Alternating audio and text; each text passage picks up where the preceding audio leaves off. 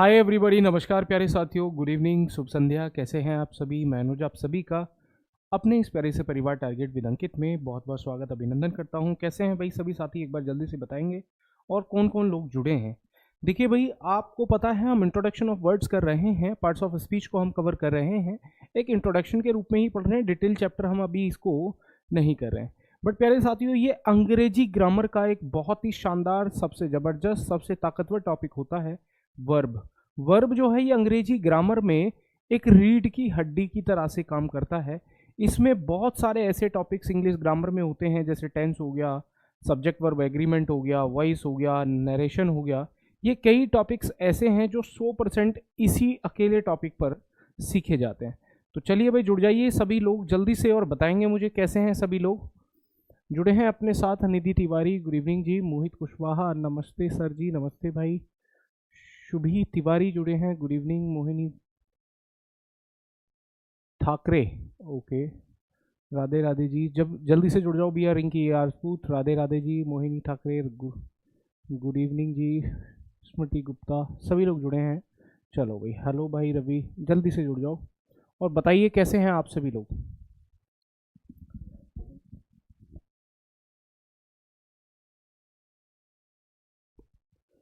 कैसे हैं आप लोग? कैसी रही सभी की होली? एक बार फिर से सभी को बी लेटेड होली की शुभकामनाएं। आप कहेंगे सर आप कितने कितने दिनों तक आप होली की शुभकामनाएं देते रहेंगे? भैया मैं तो देता ही रहूँगा। मैं चाहूँगा कि आपके जीवन में साथ साथ मेरे जीवन में भी होली जैसे रंगों की बहार बनी रहे। हम सभी लोग खुश रहें, ज़बरदस्त मस्त रहें। ये जीवन का एक मूल उद्देश्य है। सभी लोग इसी सुकून के पीछे भाग रहे हैं। चलो भाई, करते हैं क्लास की शुरुआत। देखिए, वर्ब की बात कर रहे हैं। वर्ब वर्ब जो होता है इसे हम हिंदी में क्रिया कहते हैं। वर्ब यानी क्रिया। क्रिया होता क्या है? क्रिया होता क्या है सबसे पहले ये समझेंगे।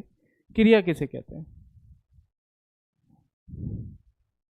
ठीक है, क्रिया कहते किसे? A word which shows an action or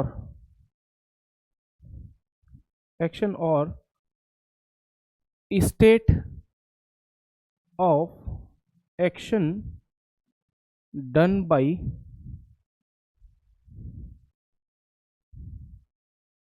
the subject। यानी किसी सब्जेक्ट के द्वारा किए गए एक्शन को रिप्रेजेंट करने का काम करती है वर्ब या क्रिया। समझ पाए? किसी एक्शन को रिप्रेजेंट करने का काम करती है वर्ब, एक्शन या क्रिया। यानी वह शब्द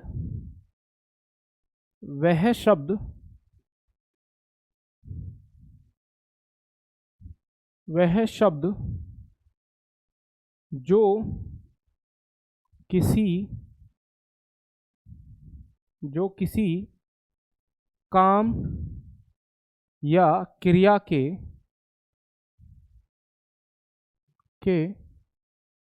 होने या ना होने को बताए।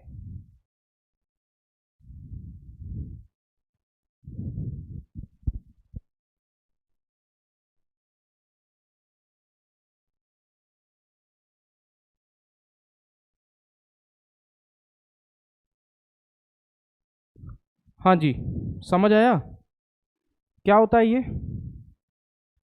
यानी किसे कहते हैं हम क्रिया? वह शब्द जो किसी वाक्य में किसी एक्शन को रिप्रेजेंट करता है, किसी काम को रिप्रेजेंट करता है, उसे हम क्या कहते हैं जी? उसे कहते हैं हम क्या? एक्शन, क्रिया। समझ पाए? थैंक यू मुस्कान। अब हम बात कर रहे हैं एग्जाम्पल की। देखिए, एग्जाम्पल जो होता है उसकी बात कर लेते हैं। जैसे डू मीन्स करना होता है, एक क्रिया है। प्ले मीन्स खेलना होता है, एक क्रिया है। लाफ मीन्स हंसना होता है, एक क्रिया है। स्लीप मीन्स सोना होता है, एक क्रिया है। समझ पाए? स्पीक मीन्स बोलना होता है, एक क्रिया है। ठीक है भैया, ETC। तो ये सभी क्या हैं? क्रियाएं हैं। ये सामान्यतः किसी ना किसी एक्शन को रिप्रेजेंट करते हैं। एक और बात मैं आपको बताना चाहूंगा। देखिए, आपको पता है कि हम दो भाषाओं में पढ़ रहे हैं, हिंदी और इंग्लिश में। हिंदी और इंग्लिश में, हिंदी और इंग्लिश में हम पढ़ रहे हैं। हिंदी और इंग्लिश की अगर मैं बात कर लूँ, हिंदी और इंग्लिश की, तो हिंदी इंग्लिश में जो शब्दों का क्रम होता है, सबसे पहले हिंदी में सब्जेक्ट आएगा, उसके बाद हिंदी वाले वाक्य में ऑब्जेक्ट आता है, और उसके बाद हिंदी वाले वाक्य में क्रिया आती है। यानी हिंदी के किसी भी वाक्य में क्रिया अंत में आती है।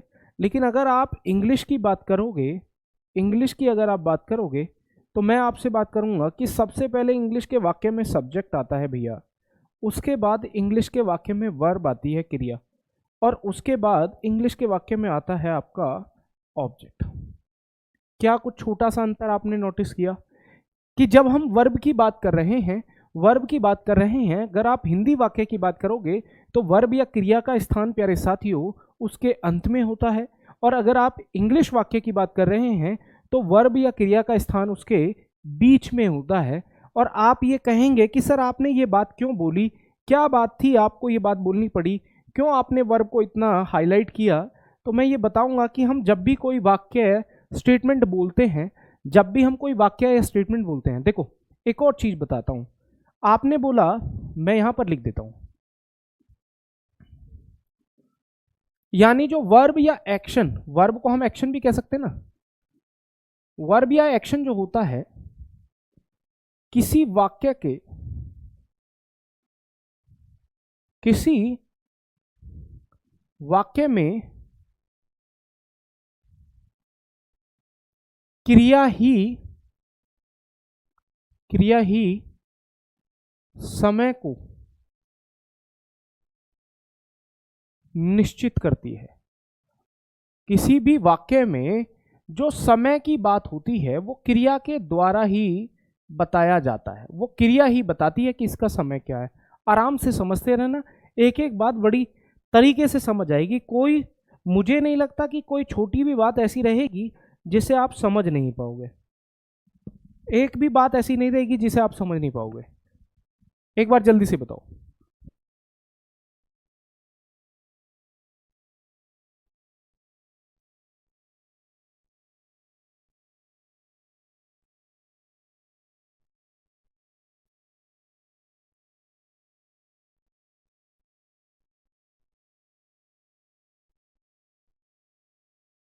समझ पाए जी? जी वेरी गुड इवनिंग श्रेया, समझ पाए? ये बात आपको समझ आई? आपने कहा कि सर ऐसा कैसे होगा। देखिए, समय जो है, टाइम की अगर मैं बात कर लूं प्यारे भाई, टाइम, टाइम जो होता है वो तीन कैटेगरी में बढ़ जाता है। टाइम जो होता है वो तीन कैटेगरी में बढ़ जाता है। आज से जो पहले वाला, आज की अगर हम बात कर लें तो आज का जो समय है उसे हम प्रेजेंट कहेंगे। आज से जो पहले वाला समय होगा उसे हम बोलेंगे पास्ट। आज के जो बाद वाला समय होगा उसे हम बोलेंगे फ्यूचर। तो ये जो समय की कैटेगरी है ये तीन रूपों में बटी है। प्रेजेंट क्या होता है, पास्ट क्या होता है, फ्यूचर क्या होता है। जो समय आज है, अभी है, वो प्रेजेंट है। जो समय जा चुका है, बीत चुका है, वो पास्ट है। जो समय आएगा, आने वाला होगा, उसे हम बोलते हैं फ्यूचर। क्या इसमें कोई डाउट है किसी को? बोलो। ये जो प्रेजेंट पास्ट फ्यूचर होता है, मान लो प्रेजेंट को हम हिंदी में क्या कहते हैं, वर्तमान कहते हैं, वर्तमान काल, ठीक है जी। पास्ट को क्या कहते हैं जी, भूत काल। और भविष्य, फ्यूचर को क्या कहते हैं जी, भविष्य काल, यानी आने वाला समय। समझ पाए? जो समय अभी चल रहा है वो क्या है आपका वर्तमान काल, यानी प्रेजेंट टेंस उसको हम बोलते हैं, वर्तमान है, ये आपको पता होगा। अगर जो समय बीत गया है उसे भूतकाल यानी पास्ट कहते हैं। जो समय आएगा, फ्यूचर में होगा, उसे हम बोलते हैं भविष्यकाल। अब मैं कुछ एग्जाम्पल देता हूं, आपको पता चलेगा कि ये डिसाइड किसने किया है। तीन एग्जाम्पल मैं बोलता हूं। देखिए, आपने बोला आशीष इज ए मैनेजर, मैंने एक सेंटेंस बोला। मैंने दूसरा बोला आशीष वॉज ए मैनेजर। मैंने तीसरा बोला आशीष विल बी ए मैनेजर। मैंने 3 सेंटेंस बोले हैं, ठीक है। मैंने 3 सेंटेंस में बताए हैं। 3 सेंटेंस में एक को मैंने बोला है भैया ये है प्रेजेंट में, एक को मैंने बोला ये है पास्ट में, और एक को मैंने बोला ये है आपका फ्यूचर में। प्रेजेंट, पास्ट, फ्यूचर मैंने आपको बता दिया।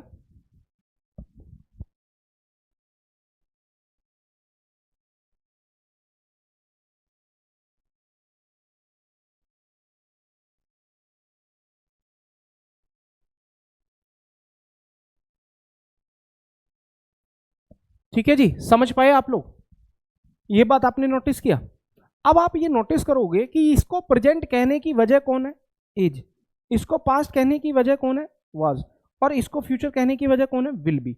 यानी हमेशा जो टाइम डिसाइड किया जाता है वो वर्ब के द्वारा ही डिसाइड किया जाता है। वर्ब की फॉर्म्स होती हैं 5। हर मेन वर्ब की 5 फॉर्म होती हैं। हर मेन वर्ब की कितनी फॉर्म होती हैं? 5 फॉर्म होती हैं।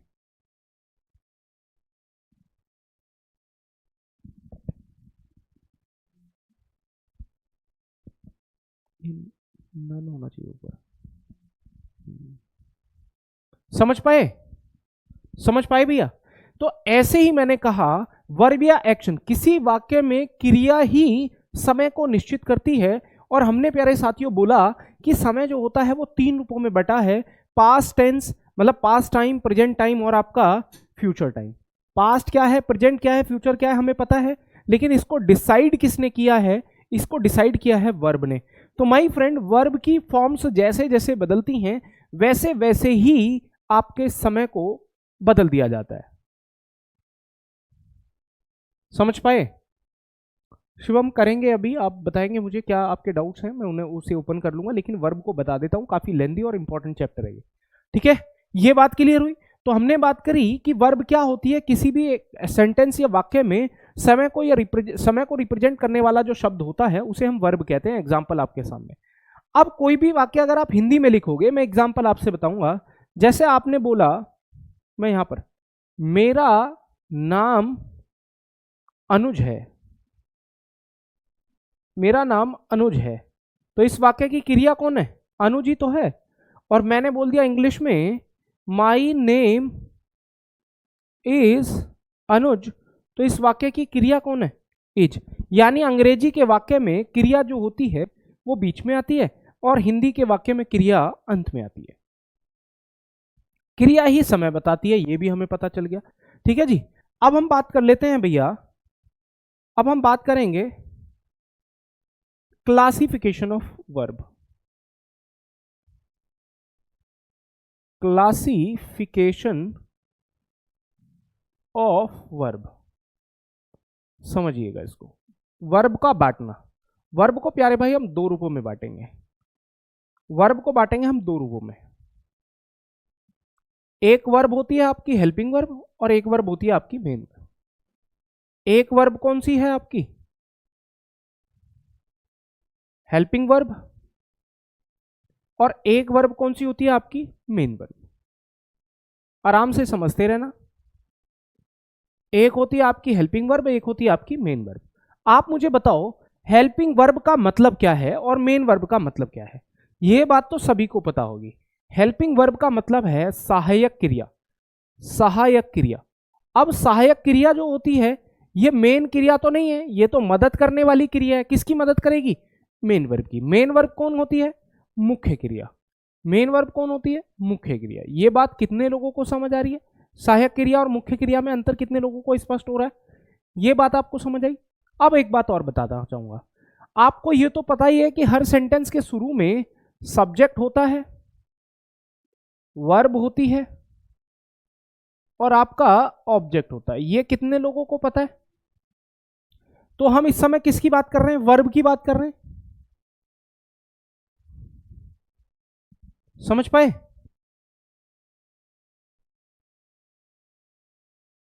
बताइए, ये बात कितने लोगों को समझ आ रही है?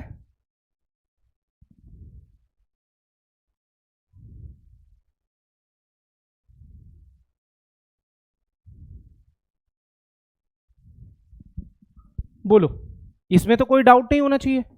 तो हम बात किसकी कर रहे हैं? वर्ब की कर रहे हैं। वर्ब कितने रूपों में बटा हुआ है? 2 रूपों में, एक हेल्पिंग वर्ब और एक आपका मेन वर्ब। अगर मैं आपसे नंबर की बात करूं तो हेल्पिंग वर्ब की संख्या होती है प्यारे भाई 24, 24। लेकिन अगर आप बात करोगे कि मेन वर्ब की संख्या कितनी होती है, तो मेन वर्ब की कोई संख्या निश्चित नहीं है, अनगिनत होती है मेन वर्ब्स, अनगिनत होती है मेन वर्ब्स। समझ पाए? अब एक और बात समझते हैं प्यारे साथियों, ये जो हेल्पिंग वर्ब है ये भी 2 रूपों में बटी हुई है। ये हेल्पिंग वर्ब भी में 2 रूपों में बटी है। एक है आपकी प्राइमरी और एक है आपकी मॉडल्स। एक है प्राइमरी और एक है मॉडल। 26 होने पर प्राइमरी की संख्या 11 होती है और मॉडल्स की संख्या 13 होती है। समझ पाए आप? अब मैं मेन वर्ब की बात कर लूं तो मेन वर्ब भी प्यारे साथियों 2 रूपों में बटा है। मेन वर्ब भी 2 रूपों में बटा है। एक है आपकी ट्रांजिटिव, सॉरी, एक है आपकी फाइनाइट, फाइनाइट वर्ब, और एक है आपकी नॉन फाइनाइट वर्ब। ये बात आपको समझ आ रही है? यहां तक देखो कुछ चीजें क्लियर हैं? कुछ चीजों में डाउट आ रहा है क्या यहां तक?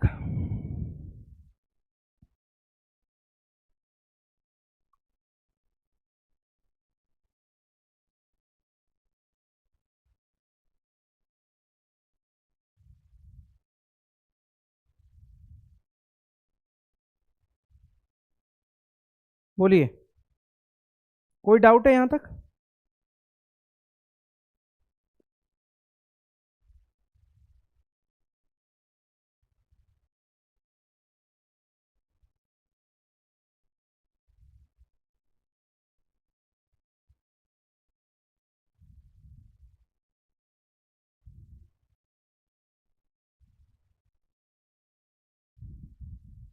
बोलो।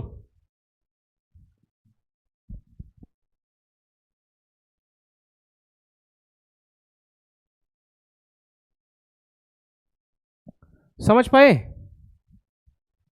समझ पाए भैया? चलो और आगे बढ़ लेते हैं, थोड़ा सा और आगे बढ़ लेते हैं। जो प्राइमरी है इसके 3 मेन रूप होते हैं, बी, डू, हैव।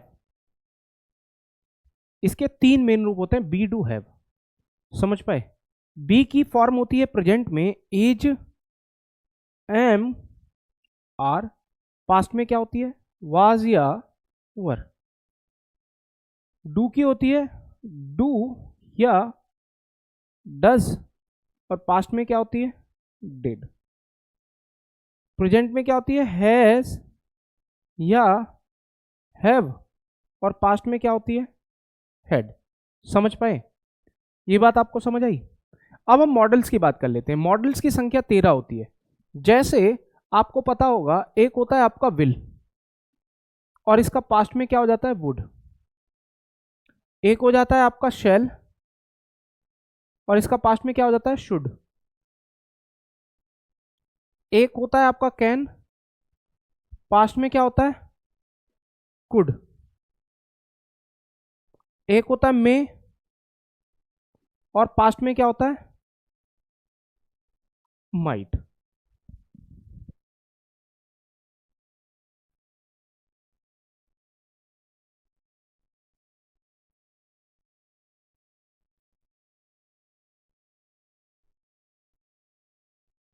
ठीक है, ये बात आपको समझ आई?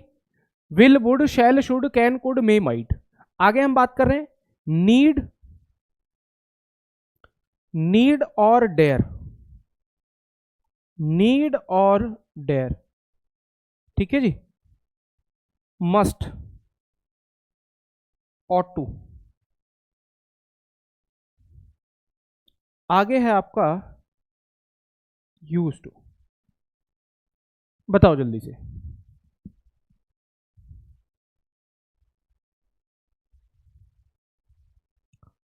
टाइम बहुत लग रहे, कहाँ हो आप? शिवम, मैं समझ नहीं पा रहा हूँ क्या कह रहे हैं। Thank you so much Razia ji, अच्छा पढ़ाते हैं। आप लोगों का फीडबैक ही थोड़ा सा मोटिवेट करता रहता है। देखो मेरी बात सुनो, मैं फालतू में क्यों टाइम वेस्ट करूंगा। आप में से कई सारे लोग कहते हैं सर आप बहुत तेज पढ़ा रहे हैं, बहुत स्लो पढ़ा रहे हैं। या एक बात बताओ, मैं पढ़ा दूं, मेरे लिए 2 मिनट का गेम नहीं है जिसमें मैं 10 मिनट लगा रहा हूँ। किस लिए? आपके लिए ना। थोड़ा सा समझने का प्रयास करो, आगे पीछे स्पीड को तो बहुत आसानी से मेंटेन किया जा सकता है, कोई दिक्कत नहीं है, इसे समझ लो।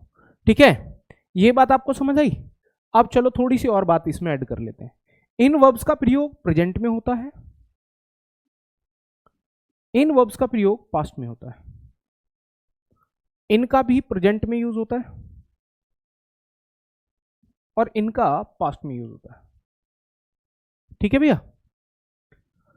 अब पॉइंट क्या है कि एक चीज समझेंगे, ये जो प्राइमरी होती है ये 2 काम करना जानती है। ये जो प्राइमरी है ये 2 काम करती है, ये हेल्पिंग वर्ब भी बनती है और ये मेन वर्ब भी बनती है। ये सबसे इंपॉर्टेंट है प्राइमरी के लिए। लेकिन अगर मैं मॉडल की बात करूं तो मॉडल कभी भी मेन वर्ब का काम नहीं करती, ये अकेले सिर्फ और सिर्फ हेल्पिंग वर्ब का काम करती है। और अगर आप इनमें से किसी का भी यूज करोगे तो इसके साथ अलग से आपको मेन वर्ब देनी पड़ेगी। और हर मेन वर्ब के 5 रूप होते हैं, लेकिन आपको मेन वर्ब का कौन सा फॉर्म? पहला फॉर्म आपको देना पड़ेगा, मेन वर्ब का फर्स्ट फॉर्म। तब जाकर के आपकी मॉडल वर्ब सही हो जाती है। समझ पाए आप? समझ पाए? ये बात आपको समझ आई? दोबारा सुन लीजिए, मैं एक एक चीज को एक्सप्लेन कर दूंगा। पहले आप ये समझिएगा कि मैंने क्या बताया। प्राइमरी जो 11 है संख्या में, is am are was were do does did has have had, इनका प्रयोग आप 2 रूप में कर सकते हैं। इनको आप हेल्पिंग वर्ब के रूप में भी यूज कर सकते हैं वाक्य में, इनको आप मेन वर्ब के रूप में भी यूज कर सकते हैं। लेकिन अगर मैं मॉडल्स की बात करूं तो will, would, shall, should, can, could, may, might, need, dare, used, must ought to used to जो होता है, इनका प्रयोग सिर्फ आप हेल्पिंग वर्ब के रूप में करेंगे, सिर्फ हेल्पिंग वर्ब के रूप में। लेकिन जब भी आप इनको प्रयोग में लाओगे अलग से आपको मेन वर्ब देनी ही पड़ेगी, अलग से आपको मेन वर्ब देनी ही पड़ेगी। और वो मेन वर्ब कितने रूप में होती है? 5 रूप में। और उस समय मेन वर्ब का कौन सा रूप होना चाहिए? पहला रूप यहां पर आपको होना चाहिए। लेकिन आपको पता है अपवाद हर चीज का होता है, और वो अपवाद हैं ये दोनों। ये दोनों जो होते हैं ये इनकी तरह से काम करते हैं। यानी मैं नीड और डेयर को इधर लिख दूं तो क्या ये आपको बात समझ आ जाएगी? नीड, डेयर आपको समझ आ जाएगी।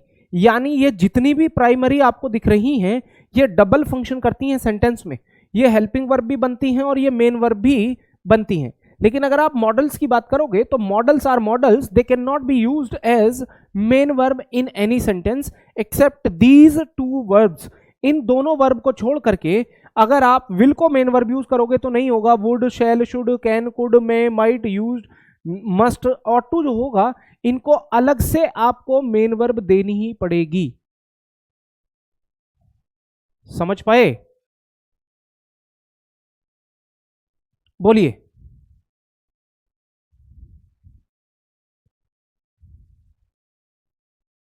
समझ पाए आप?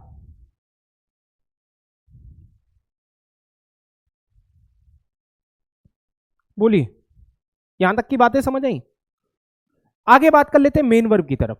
मेन वर्ब जो होती है वो हर सेंटेंस में, एक चीज मुझे बताओ, जब भी हम किसी सेंटेंस में मेन वर्ब की बात करेंगे या जब भी हम सेंटेंस में वर्ब की बात करेंगे तो वी ऑलवेज एक्सपेक्ट कि उस सेंटेंस में मेन वर्ब होनी चाहिए। लेकिन कभी कभी मेन वर्ब, एक सेकंड सुनो, थोड़ा सा प्रैक्टिकल एग्जांपल देता हूं।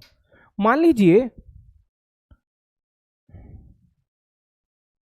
हाँ जी एक सेकंड सुनो, मान लीजिए कि आपकी या मेरी तबीयत खराब हो गई और हम डॉक्टर के पास जा रहे हैं। तो डॉक्टर के पास जाते समय हमें उम्मीद या आशा ये होती है कि हमें वहां पर डॉक्टर जो मिले वो मेन डॉक्टर होना चाहिए, चीफ डॉक्टर होना चाहिए, एक्सपीरियंस डॉक्टर होना चाहिए, ताकि हमारी प्रॉब्लम आसानी से खत्म हो सके। हाँ या ना? लेकिन हमारे साथ होता यह है, मान लो मेरी हल्की चोट लगी, ओनली मुझे बैंडेज करानी है, तो बैंडेज करने के लिए हॉस्पिटल का या क्लिनिक का चीफ डॉक्टर ना आकर के कई बार अटेंडेंट जो होते हैं उनके वो भी बैंडेज वगैरह कर देते हैं। हाँ या ना? वैसे ही सेंटेंस में जब भी मैं इस वर्ब की कामना करता हूं तो इस वर्ब के बारे में मैं सोचूंगा कि ये वर्ब कौन सी होनी चाहिए? मेन वर्ब होनी चाहिए। लेकिन मेन वर्ब कई बार सेंटेंस में खुद ना आकर के अपना काम अपने अपने नौकरों से करा लेती है, यानी हेल्पिंग वर्ब से करा लेती है। अब हेल्पिंग वर्ब जो होती है वो खुद हेल्पिंग वर्ब तो है ही है, हेल्पिंग वर्ब तो काम करेगी ही, साथ ही साथ ये मेन वर्ब का भी काम कर सकती है। लेकिन इसके डबल रोल सिर्फ इसके हैं। ये प्राइमरी कर सकती है ऐसा, जो हेल्पिंग वर्ब का भी काम करेगी और मेन वर्ब का भी करेगी। मॉडल सिर्फ हेल्पिंग वर्ब का काम करती है, मॉडल कभी भी मेन वर्ब का काम नहीं करती। इन दोनों बातों को मैं आपको वाक्य में, सेंटेंस में, प्रयोग में ला करके बताऊंगा अगले पेज पर। अभी के लिए इस वर्ब के चार्ट को समझते रहना। समझ पाए? अब ध्यान दीजिए, अब ये जो फाइनाइट वर्ब है, फाइनाइट वर्ब होती क्या है, मैं सबसे पहले ये बात करना चाहूंगा। What is a finite verb? What is a finite verb?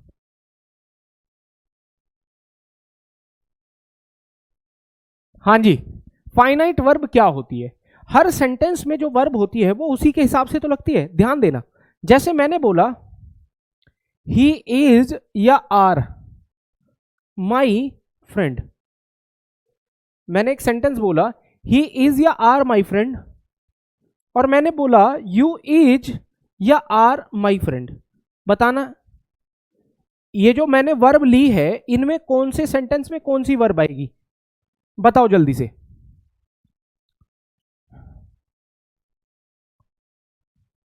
बोलो।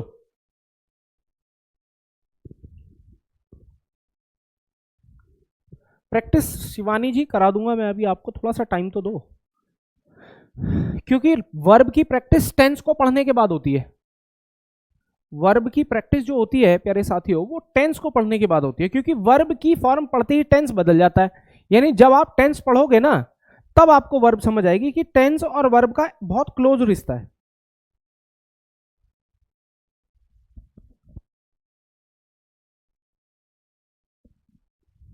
हाँ जी, बताओ।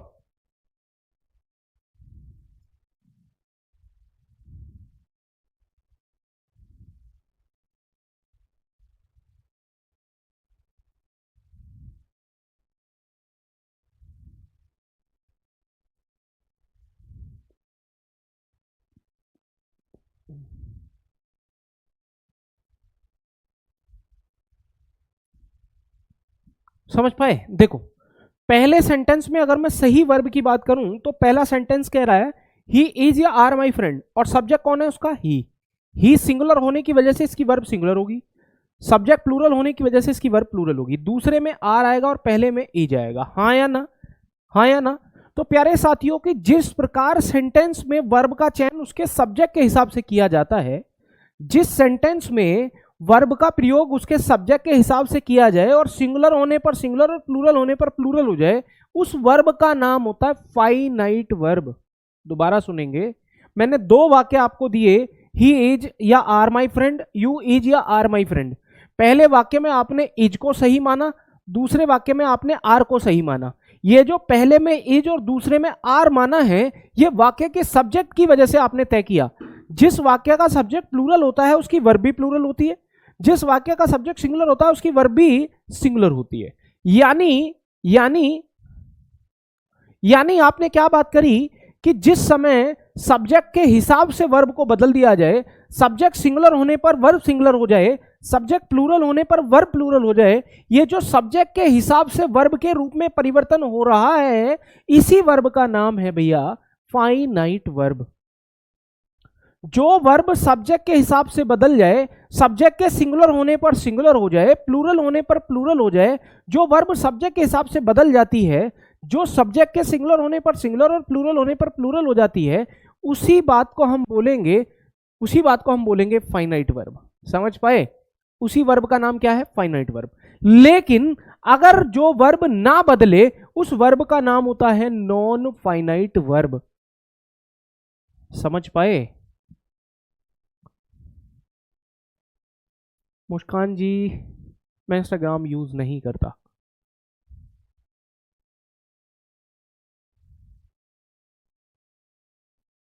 Thank you Lakshmi. आप कमेंट तो अच्छी कर देते हैं सर, आप अच्छा पढ़ा रहे हैं, समझ आ रहा है। डाउट ग्रुप में मैं आपका कोई फीडबैक देख नहीं रहा हूं। अनुसर इंग्लिश करके, अनुसर TWA इंग्लिश करके सर्च कर लो। यूपी टेट और सुपर टेट में अगर आप हैं, आप लोगों के लिए अलग अलग बैच बना हुआ है, ज्वाइन आपने किया है या नहीं पता नहीं। फीडबैक आप उधर दे नहीं रहे, सवाल आप इंग्लिश के पूछ नहीं रहे। मैं जितनी मेहनत यहाँ पे करूंगा, आगे जो भी होगा वो होगा तो इससे बड़ा, लेकिन ट्रस्ट मी गाइज, जितनी भी बड़ी मेहनत हमें आगे करनी पड़ेगी, इन वर्ड्स के इतना पढ़ने पे भी वो आधी हो जाएगी। जब आप में से कई बच्चे कहते हैं ना सर इसे थोड़ा सा और पढ़ा दो, इस टॉपिक को पूरा फाइनल कर दो, दोबारा मत पढ़ाना, जब मैं इसको दोबारा पढ़ाऊंगा तो चीजें रिवाइज भी होंगी और आगे आने वाली जो सामने आने वाली जो कॉम्प्लेक्स चीजें हैं उनको आसानी से समझ लोगे आप। लेकिन अभी वर्ब में अगर मैं कंप्लीट पढ़ा दूं तो ये अपने आप में काफी बड़ा है। किसी भी टाइम शिवानी जो आपका डाउट हो किसी भी टाइम पूछ लीजिए। मान लो हो सकता है आपने शाम में मैसेज किया हो, शाम में जवाब ना मिलेगा तो वो सुबह में मिलेगा, सुबह में किया है तो दोपहर में मिलेगा, दोपहर में नहीं किया है तो कल के मैसेज का आज मिल जाएगा, आज के मैसेज का कल मिल जाएगा, इस तरह से। बट अपने डाउट्स को शेयर करते रहा करो, ठीक है। हाँ जी बिल्कुल, ये बात समझ आई। तो मैंने आपसे बात करी भैया, जो सेंटेंस में वर्ब का चयन सब्जेक्ट के हिसाब से किया जाए, सिंगुलर होने पर सिंगुलर और प्लूरल होने पर प्लूरल, उसे बोला जाता है फाइनाइट और नॉन फाइनाइट। अब एक और एग्जांपल, जैसे मैंने आपसे बोला ही wants to meet you, he wants to meet you, और they want to meet you। मैंने दो सेंटेंस यहां पर एक बार फिर से लिखे। अब आपने नोटिस किया कि हमें यह तो पता चल गया होगा कि इसका सब्जेक्ट कौन है, इसका सब्जेक्ट कौन है, ये सब्जेक्ट है, हाँ या ना, और ये कौन है इसका, ये सब्जेक्ट है, और ये कौन है इसकी वर्ब है, हाँ या ना में बता दो। पहले आपको ये तो पता है ना कि कौन सब्जेक्ट और कौन वर्ब है। अब आप समझो, जब सब्जेक्ट सिंगुलर होगा तो वर्ब सिंगुलर होगी, जिस वर्ब में एस लगा होता है वो वर्ब सिंगुलर होती है, और जब सब्जेक्ट प्लूरल होता है तो उसकी पहले वाली फॉर्म को लिख देते हैं और वर्ब प्लूरल यूज में होती है। यानी जैसा सब्जेक्ट वैसी verb, singular subject singular verb, plural subject plural verb. जो वर्ब सब्जेक्ट के हिसाब से बदलती है, एक जगह वांट्स हो रहा है एक जगह वांट हो रहा है, जो वर्ब सब्जेक्ट के हिसाब से बदल जाए, एक जगह वांट्स एक जगह वांट, जिसके रूप में परिवर्तन सब्जेक्ट के हिसाब से हो रहा हो, वो फाइनाइट वर्ब होती है भैया, वो होती है फाइनाइट वर्ब। यानी ये जो वर्ब है ये आपकी फाइनाइट वर्ब है। ये कैसी वर्ब है आपकी, फाइनाइट वर्ब है, समझ पाए। और जो वर्ब ना बदले, अब सब्जेक्ट सिंगुलर है तो भी टू मीट है, जब सब्जेक्ट प्लूरल है तो भी टू मीट है, यानी जो वर्ब ना बदले उसे बोला जाता है नॉन फाइनाइट वर्ब। यानी जिस वर्ब को सब्जेक्ट के नंबर और पर्सन से कोई लेना देना नहीं है, जो वर्ब सब्जेक्ट के हिसाब से नहीं बदल रही, वो वर्ब क्या होती है आपकी, नॉन फाइनाइट होती है। क्या होती है, नॉन फाइनाइट होती है। जल्दी से मुझे बताओ, आप में से कितने लोग हैं जिन्हें ये बात यहां तक बहुत अच्छे से समझ आई है, बताओ भैया, बोलो।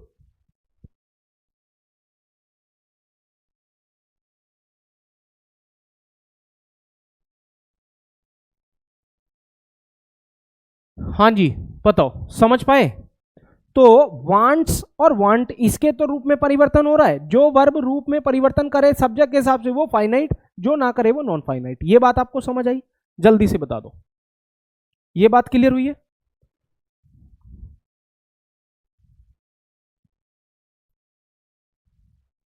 ठीक है जी, अब चलो थोड़ा सा आगे बढ़ लेते हैं। अब यहां पर समझते हैं, ये जो फाइनाइट वर्ब है ये दो रूपों में है, एक ट्रांजिटिव होती है, एक ट्रांजिटिव होती है, और एक होती है भैया इनट्रांजिटिव। ट्रांजिटिव और इनट्रांजिटिव, हिंदी में सुना होगा आपने, हिंदी में सुना होगा अकर्मक और सकर्मक। इसका मतलब क्या होता है, अकर्मक से अकर्मक, अकर्मक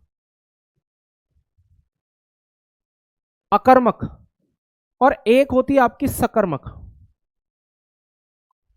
अकर्मक और सकर्मक, जिस जिस सेंटेंस में जिस वर्ब के साथ ऑब्जेक्ट की जरूरत पड़े, यानी जिस सेंटेंस में वर्ब को ऑब्जेक्ट की जरूरत पड़े ही पड़े, वो वर्ब होती है ट्रांजिटिव सकर्मक। अच्छा उल्टा लिख दिया क्या, हाँ, ट्रांजिटिव इनट्रांजिटिव, थोड़ा सा गलत लिख दिया भैया, ये होती है सकर्मक, ये होती है सकर्मक जिसमें ऑब्जेक्ट होता है, और ये होती है अकर्मक जिसमें ऑब्जेक्ट नहीं होता।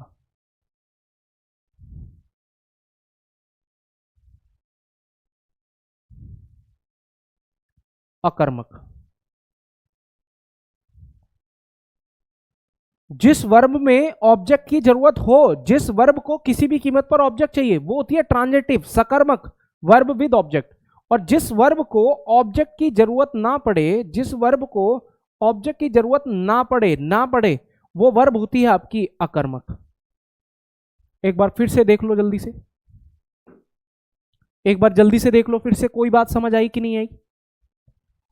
मैंने जितनी भी बातें लिखी हैं, जितनी भी बातें बोली हैं, एक बार आराम से, कभी भी किसी भी चीज को, मैंने एक बात बोलो, मान लो अभी हम इस चीज को बहुत जल्दी से पढ़ लें, और क्या फायदा कि अब हमें दोबारा समझ ही ना आए।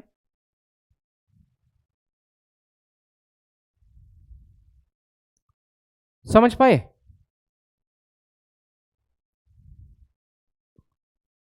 समझ पाए? चलो एक काम कर लेते हैं, ये जो मेन वर्ब है, मैं इसे दोबारा बता देता हूं। अब आपको ये तो समझ आ ही गया होगा कि मेन वर्ब दो रूपों में हमने देखी, मेन वर्ब हमने दो रूपों में देखी। एक थी आपकी ट्रांजिटिव, और एक थी आपकी, अच्छा ऐसे नहीं, ऐसे नहीं, फिर करेंगे। एक थी आपकी फाइनाइट, फाइनाइट वर्ब, एक थी आपकी नॉन फाइनाइट वर्ब। ये तो आपने नोटिस किया, फाइनाइट वर्ब और नॉन फाइनाइट वर्ब दो रूपों में होती है फाइनाइट। एक होती है आपकी ट्रांजिटिव, ठीक है, एक होती है आपकी इंट्रांजिटिव।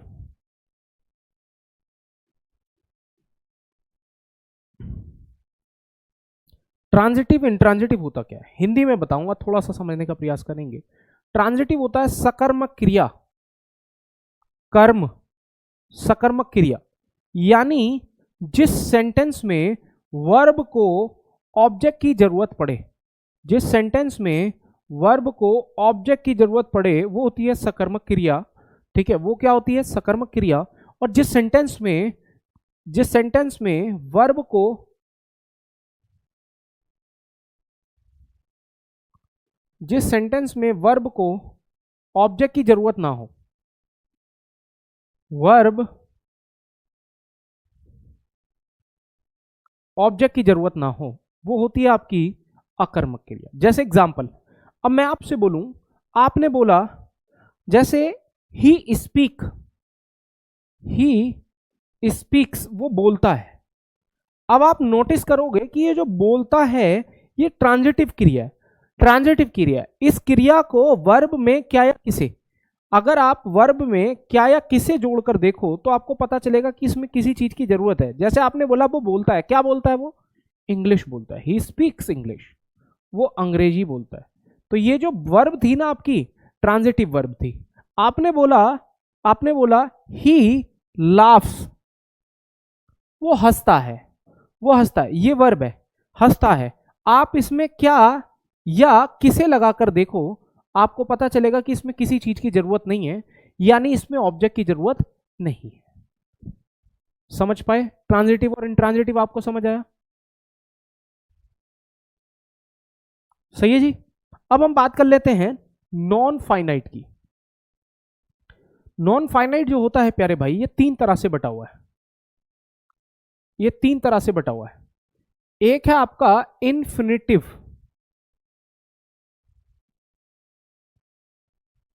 एक है आपका जीरेंड, एक है आपका पार्टिसिपल। ठीक है जी। अब ध्यान रखो, इन्फिनिटिव होता है 2+V1। जब भी आपको किसी सेंटेंस में टू के साथ वर्ब वन का प्रयोग मिलेगा वो इन्फिनिटिव है, और ये फंक्शन जो करता है वो किसी भी सेंटेंस में नाउन का करता है, नाउन का, नाउन होता है ये। जीरेंड जो होता है ये किसी भी सेंटेंस में वर्ब वन के साथ जो आईएनजी लगी होती है ये वो होता है, और ये भी जो होता है ये भी सेंटेंस में नाउन का काम करता है। समझ पाए? समझ पाए?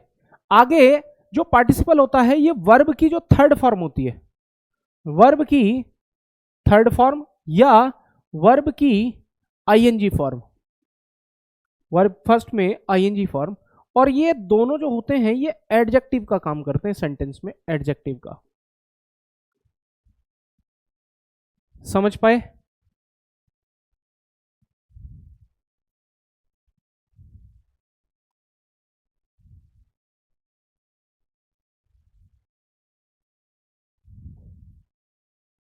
बोलो।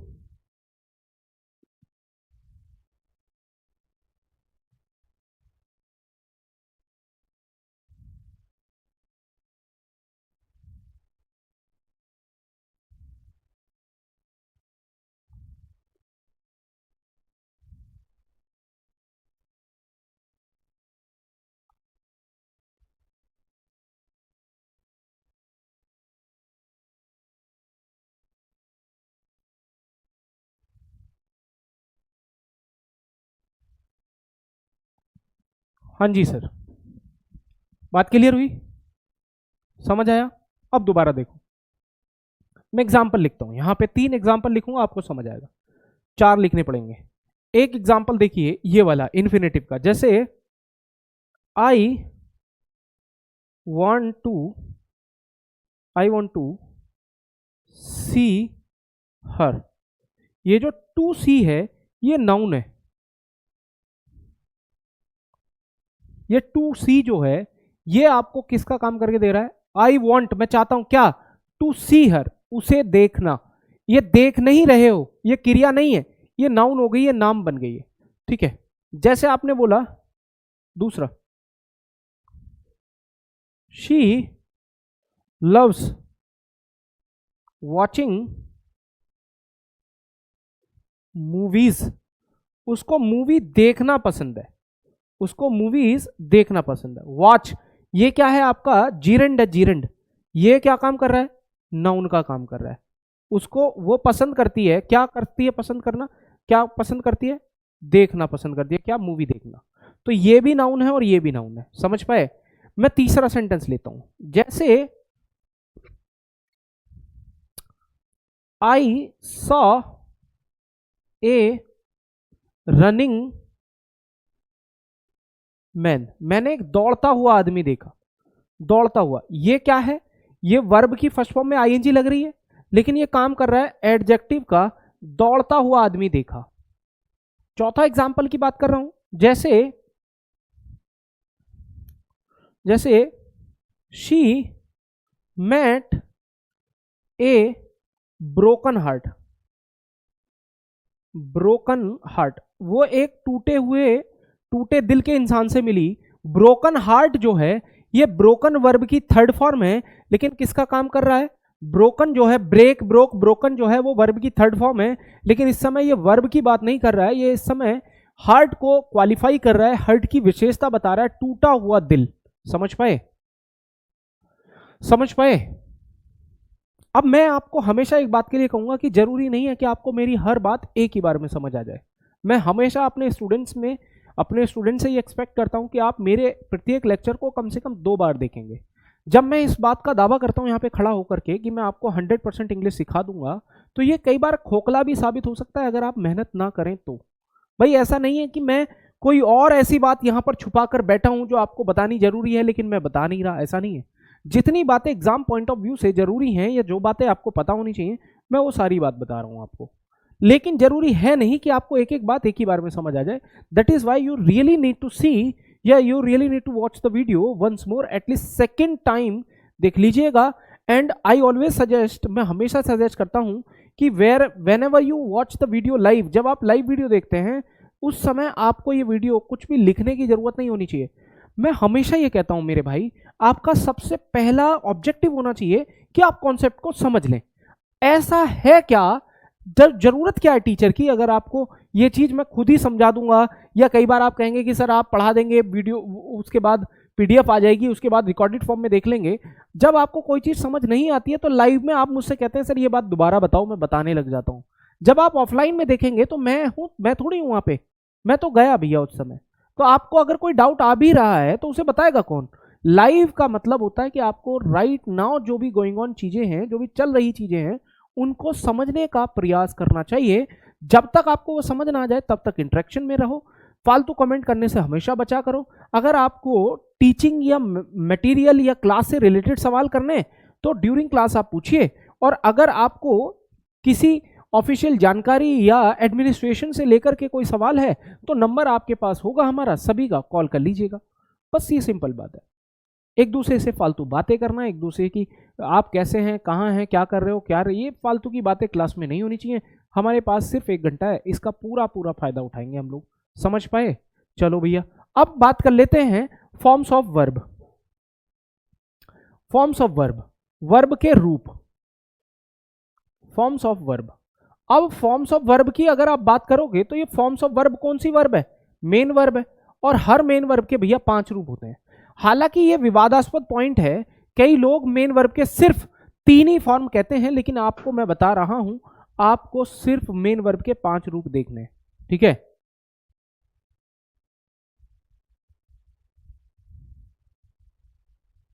समझ पाए? चलो भाई, हर मेन वर्ब के कितने रूप होते हैं? 5। मैं कुछ एग्जांपल ले लेता हूं। देखो, एक मेन वर्ब होती है आपकी बी, एक मेन वर्ब होती है आपकी डू, एक मेन वर्ब होती है आपकी हैव, और हैव 5 रूप होते हैं। तो ये मेन वर्ब का कौन सा रूप है? पहला। इसका दूसरा रूप होता है भैया वाज या वर। इसका दूसरा रूप होता है जी डिड। इसका दूसरा रूप होता है जी हैड। समझ पाए आप? अगर मैं तीसरे की बात करूं तो बी का तीसरा रूप होता है बीन, इसका तीसरा रूप होता है डन, इसका तीसरा रूप होता है हैड। ठीक है जी। अगर मैं चौथे की बात करूं तो चौथा जो रूप होता है किसी भी मेन वर्ब का, वो पहली फॉर्म में, ये पहली है, ये पहली है, ये पहली है। समझ पाए? तो किसी भी पहली फॉर्म में आईएनजी जोड़ने से वर्ब की चौथी फॉर्म बन जाती है, वर्ब की चौथी फॉर्म बन जाती है। तो ये वर्ब की कौन सी फॉर्म हो गई? चौथी हो गई।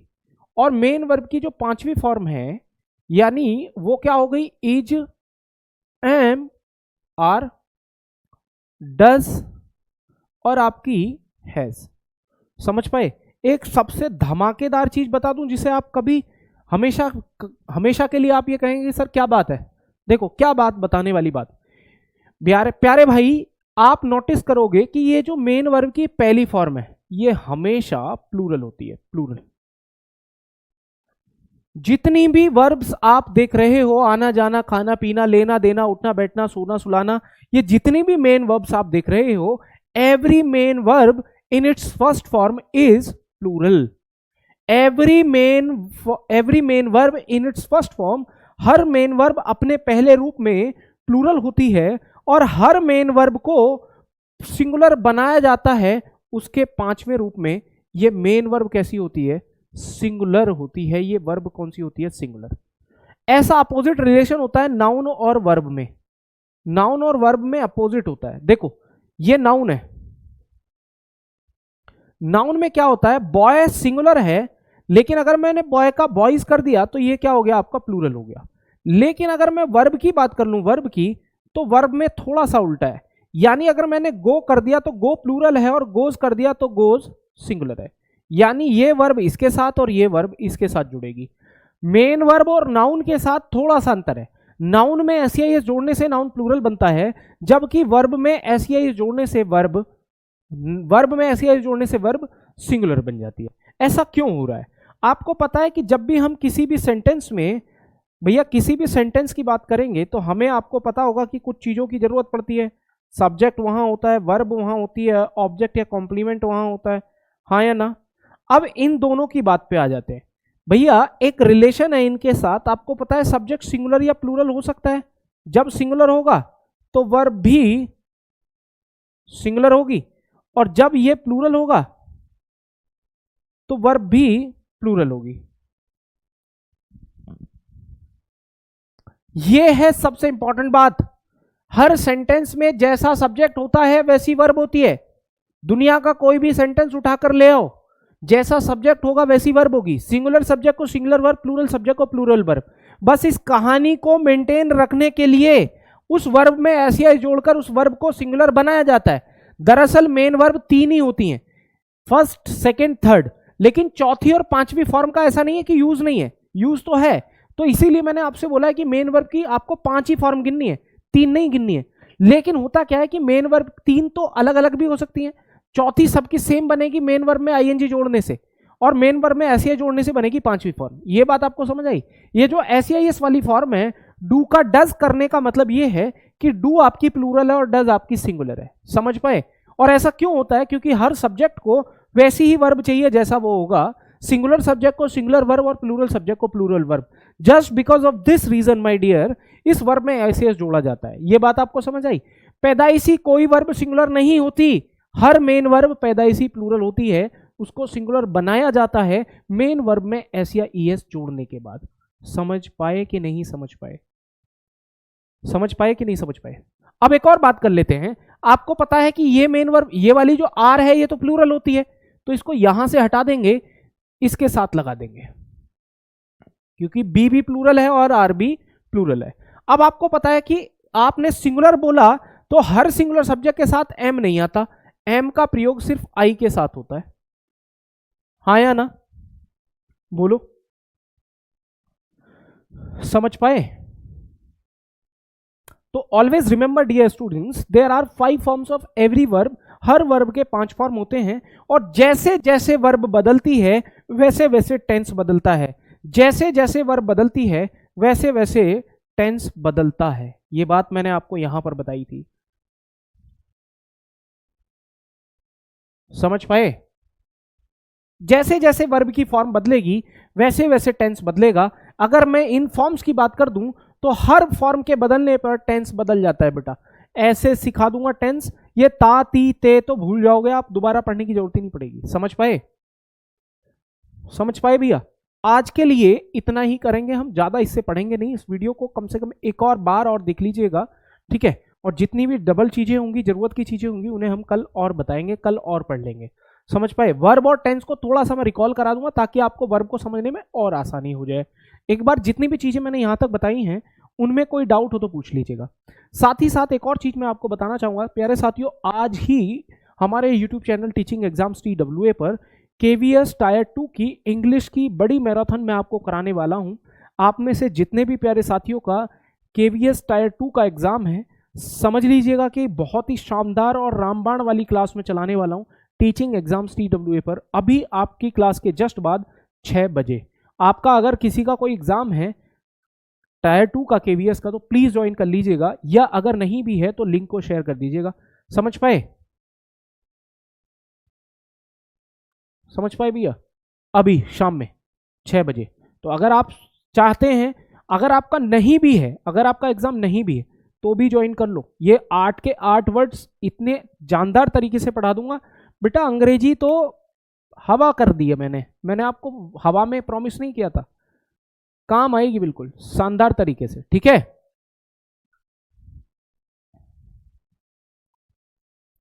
अंजलि जी, ये आप जो कह रहे हैं ऐसा नहीं है कि मैं आपकी बात को समझना नहीं चाहता हूं या समझ नहीं रहा हूं, बट जो तरीके से मैं आपको पढ़ा रहा हूं ये भी आपको हेल्पफुल होगा, बहुत ज़्यादा हेल्पफुल होगा। फालतू में मैं आपका समय बेकार नहीं करूंगा, ट्रस्ट मी आउट, ठीक है? चलो भाई प्यारे साथियों, आज के लिए इतना ही करते हैं, मिलते हैं कल। टिल देन धन्यवाद, नमस्कार। अगर once more let me remind you, if anybody of you wants to go for KVS Tier 2, please join me at 6 PM sharp at teaching exams TWA। अगर आपने नहीं किया है 6 बजे, 6 बजे, ठीक है? चलो भाई, राखी दिवाकर आपका कमेंट शो हो रहा है, कोई टेंशन की बात नहीं है। चलो भाई, thank you so much Neetu ji, Jai Hind, नमस्कार।